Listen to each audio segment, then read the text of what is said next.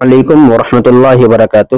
محترم ناظرین، تعلیم الاسلام کا تیسرا حصہ ہے اور ہمارا سبق یہاں سے سبق نمبر 4 ہے، یعنی 3 سبق ہم نے تیسرے حصے میں پڑھا چکے ہیں، تو ہم اس کو 4 مانتے ہیں یہاں سے، اور آج ہم یہاں سے لے کر یہ پورا پڑھیں گے، پھر اگلا یہ بھی پڑھیں گے کیونکہ یہ چھوٹا سا سبق ہے، پھر اس کے بعد پھر یہ والا بھی پڑھ لیں گے اور پورا پڑھ لیں گے، اور یہاں تک انشاءاللہ ہو جائے گا، پورا ختم ہو جائے گا۔ یہ تعلیم الاسلام کا تیسرے حصے کا جو پہلا شعبہ ہے وہ ختم ہو جائے گا۔ تو آج ہم اس کو پڑھتے ہیں۔ سبق کا نام ہے، دیکھو، صحابہ کرام کا بیان، ولایت اور اولیاء اللہ کا بیان، اور معجزہ اور کرامت کا بیان۔ تو یہاں سے شروع کرتے ہیں۔ بسم اللہ الرحمن الرحیم۔ صحابہ کرام کا بیان۔ سوال: صحابی کسے کہتے ہیں؟ جواب: صحابی اس شخص کو کہتے ہیں جس نے ایمان کی حالت میں حضور صلی اللہ علیہ وسلم کو دیکھا ہو یا آپ کی خدمت میں حاضر ہوا ہو اور ایمان کے اوپر اس کی وفات ہوئی ہو۔ سوال: صحابی کتنے ہیں؟ جواب: ہزاروں ہیں جو آپ کی خدمت میں حاضر ہو کر مسلمان ہوئے اور اسلام پر ان کا انتقال ہوا۔ سوال: سب صحابی مرتبے میں برابر ہیں یا زیادہ؟ جواب: صحابہ کے مرتبے آپس میں کم زیادہ ہیں، لیکن تمام صحابہ باقی امت سے افضل ہیں۔ سوال: صحابہ میں سب سے افضل صحابی کون ہیں؟ جواب: تمام صحابہ میں 4 صحابی سب سے افضل ہیں۔ اول، حضرت ابو بکر صدیق رضی اللہ عنہ، جو تمام امت سے افضل ہیں۔ دوسرے، حضرت عمر فاروق رضی اللہ عنہ، جو حضرت ابو بکر کے سوا تمام امت سے افضل ہیں۔ تیسرے، حضرت عثمان غنی رضی اللہ عنہ، جو حضرت ابو بکر اور حضرت عمر کے بعد تمام امت سے افضل ہیں۔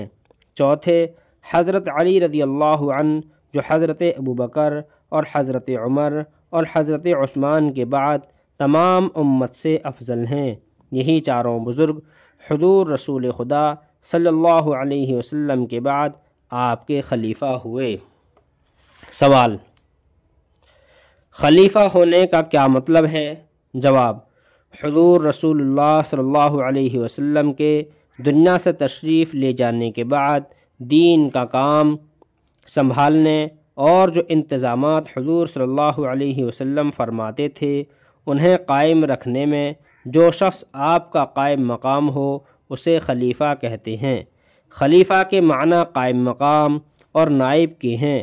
حضور صلی اللہ علیہ وسلم کی وفات کے بعد تمام مسلمانوں کے اتفاق سے حضرت ابو بکر صدیق رضی اللہ عنہ حضور صلی اللہ علیہ وسلم کے قائم مقام بنائے گئے، اس لیے یہ خلیفہ اول ہیں۔ ان کے بعد حضرت عمر فاروق رضی اللہ عنہ دوسرے خلیفہ ہوئے۔ ان کے بعد حضرت عثمان رضی اللہ عنہ تیسرے خلیفہ ہوئے۔ ان کے بعد حضرت علی رضی اللہ عنہ چوتھے خلیفہ ہوئے۔ ان چاروں کو خلفائے اربعہ اور خلفائے راشدین اور 4 یار کہتے ہیں۔ ولایت اور اولیاء اللہ کا بیان۔ سوال: ولی کسے کہتے ہیں؟ جواب: جو مسلمان خدا تعالی اور پیغمبر صلی اللہ علیہ وسلم کے حکموں کی تابع داری کرے اور کثرت سے عبادت کرے اور گناہوں سے بچتا رہے، خدا اور رسول کی محبت دنیا کی تمام چیزوں کی محبت سے زیادہ رکھتا ہو تو وہ خدا کا مقرب اور پیارا ہوتا ہے، اس کو ولی کہتے ہیں۔ سوال: ولی کی پہچان کیا ہے؟ جواب: ولی کی پہچان یہی ہے کہ وہ مسلمان متقی پرہیزگار ہو، کثرت سے عبادت کرتا ہو، خدا اور رسول کی محبت اس پر غالب ہو، دنیا کی حرص نہ ہو، آخرت کا خیال ہر وقت پیش نظر رکھتا ہو۔ سوال: کیا صحابی کو ولی کہہ سکتے ہیں؟ جواب: ہاں، تمام صحابی خدا کے ولی تھے، کیونکہ حضور رسول کریم صلی اللہ علیہ وسلم کی صحبت کی برکت سے ان کے دلوں میں خدا اور رسول کی محبت غالب تھی، دنیا سے محبت نہیں رکھتے تھے، کثرت سے عبادت کرتے تھے، گناہوں سے بچتے تھے، خدا اور رسول کے حکموں کی تابع داری کرتے تھے۔ سوال: کیا کوئی صحابی یا ولی کسی نبی کے برابر ہو سکتا ہے؟ جواب: ہرگز نہیں۔ صحابی یا ولی کتنا ہی بڑا درجہ رکھتا ہو، کسی نبی کے برابر نہیں ہو سکتا۔ سوال: ایسا ولی جو صحابی نہ ہو کسی صحابی کے مرتبے کے برابر یا اس سے زیادہ مرتبے والا ہو سکتا ہے؟ جواب: نہیں۔ صحابی ہونے کی فضیلت بہت بڑی ہے، اس لیے کوئی ولی جو صحابی نہ ہو مرتبے میں صحابی کے برابر یا بڑھ کر نہیں ہو سکتا۔ سوال: بعض لوگ خلاف شرع کام کرتے ہیں، مثلا نماز نہیں پڑھتے یا داڑھی منڈاتے ہیں اور لوگ انہیں ولی سمجھتے ہیں، تو ایسے لوگوں کو ولی سمجھنا کیسا ہے؟ جواب: بالکل غلط ہے۔ یاد رکھو کہ ایسا شخص جو شریعت کے خلاف کام کرتا ہو ہرگز ولی نہیں ہو سکتا۔ سوال: کیا کوئی ولی ایسے بھی ہوتے ہیں کہ شرعی احکام مثلا نماز، روزہ انہیں معاف ہو جائیں؟ جواب: جب تک آدمی اپنے ہوش و حواس میں ہو اور اس کی طاقت اور استطاعت درست ہو، کوئی عبادت معاف نہیں ہوتی اور نہ کوئی گناہ کی بات اس کے لیے جائز ہوتی ہے۔ جو لوگ ہوش و حواس اور استطاعت درست ہونے کی حالت میں عبادت نہ کریں، خلاف شرع کام کریں اور کہیں کہ ہمارے لیے یہ بات جائز ہے، وہ بے دین ہیں، ہرگز ولی نہیں ہو سکتے۔ معجزہ اور کرامت کا بیان۔ سوال: معجزہ کسے کہتے ہیں؟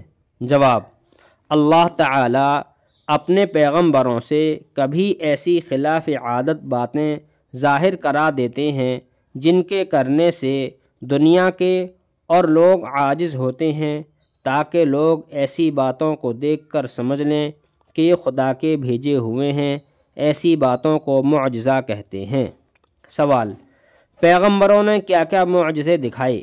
جواب: پیغمبروں نے خدا کے حکم سے بے شمار معجزے دکھائے۔ چند مشہور معجزے یہ ہیں: حضرت موسیٰ علیہ السلام کا عصا یعنی ہاتھ میں رکھنے کی لکڑی سانپ کی شکل بن گیا اور جادوگروں کے جادو کے سانپوں کو نگل گیا۔ حضرت موسیٰ علیہ السلام کے ہاتھ میں خدا تعالی ایسی چمک پیدا کر دیتا تھا کہ اس کی روشنی آفتاب کی روشنی پر غالب ہو جاتی تھی۔ حضرت موسیٰ علیہ السلام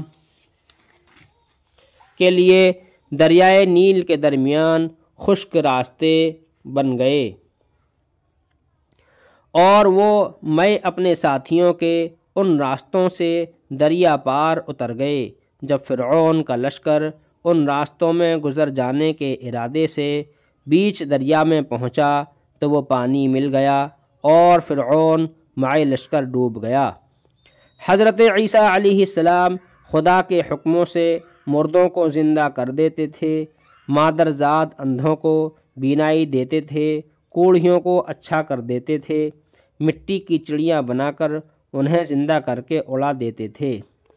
ہمارے حضرت رسول اللہ صلی اللہ علیہ وسلم کا بڑا معجزہ قرآن مجید ہے کہ تقریباً 1400 برس کا عرصہ گزر گیا، لیکن آج تک عربی زبان کے بڑے بڑے عالم فاضل باوجود اپنی کوشش ختم کر ڈالنے کے بھی قرآن مجید کی چھوٹی سے چھوٹی صورت کے مثل بھی نہ بنا سکے اور نہ قیامت تک بنا سکیں گے۔ دوسرا معجزہ حضرت صلی اللہ علیہ وسلم کا معراج ہے۔ تیسرا معجزہ شق القمر ہے۔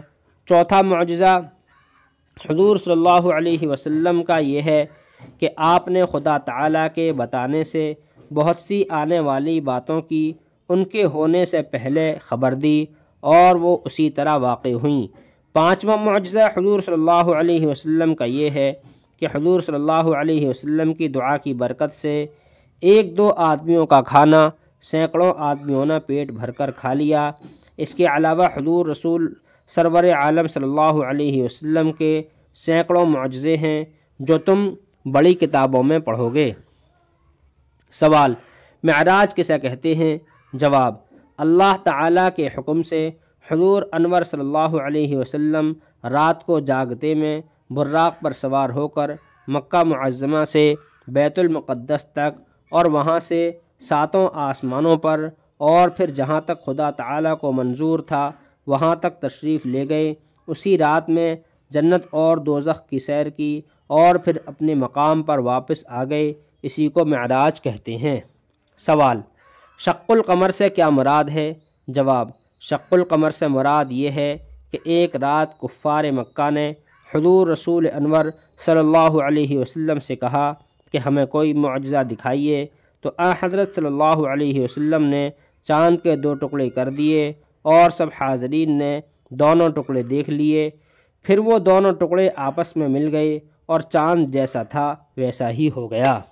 سوال: کرامت کسے کہتے ہیں؟ جواب: اللہ تعالیٰ اپنے نیک بندوں کی توقیر بڑھانے کے لیے کبھی کبھی ان کے ذریعے سے ایسی باتیں ظاہر کر دیتا ہے جو عادت کے خلاف اور مشکل ہوتی ہیں کہ دوسرے لوگ نہیں کر سکتے۔ ان باتوں کو کرامات کہتے ہیں۔ نیک بندوں اور اولیاء اللہ سے کرامتوں کا ظاہر ہونا حق ہے۔ سوال: معجزے اور کرامت میں کیا فرق ہے؟ جواب: جس شخص نے پیغمبری کا دعویٰ کیا ہو اور اس سے کوئی خلاف عادت اور مشکل بات ظاہر ہو اسے معجزہ کہتے ہیں، اور جس نے پیغمبری کا دعویٰ نہ کیا ہو لیکن متقی پرہیزگار ہو اور اس کے تمام کام شرع شریف کے مطابق ہوں، اگر اس سے کوئی ایسی بات ظاہر ہو تو اسے کرامت کہتے ہیں، اور اگر خلاف شرع اور بے دین لوگوں سے کوئی خلاف عادت بات ظاہر ہو تو اسے استدراج کہتے ہیں۔ سوال: کیا اولیاء اللہ سے کرامتیں ظاہر ہونی ضروری ہیں؟ جواب: نہیں، یہ کوئی ضروری بات نہیں کہ ولی سے کوئی کرامت ضرور ظاہر ہو۔ ممکن ہے کہ کوئی شخص خدا کا دوست اور ولی ہو اور عمر بھر اس سے کوئی کرامت ظاہر نہ ہو۔ سوال: بعض خلاف شرع فقیروں سے ایسی باتیں ظاہر ہوتی ہیں جو اور لوگ نہیں کر سکتے، انہیں کیا سمجھنا چاہیے؟ جواب: ایسے لوگوں سے جو شریعت کے خلاف کام کریں، اگر کوئی ایسی بات ظاہر ہو تو سمجھو کہ جادو یا استدراج ہے، کرامت ہرگز نہیں ہو سکتی۔ ایسے لوگوں کو ولی سمجھنا اور ان کی خلاف عادت باتوں کو کرامت سمجھنا شیطانی دھوکہ ہے۔ تیسرے حصے کا پہلا شعبہ ختم ہو گیا۔ کل کو تیسرے حصے کا دوسرا شعبہ یہاں سے شروع ہوگا۔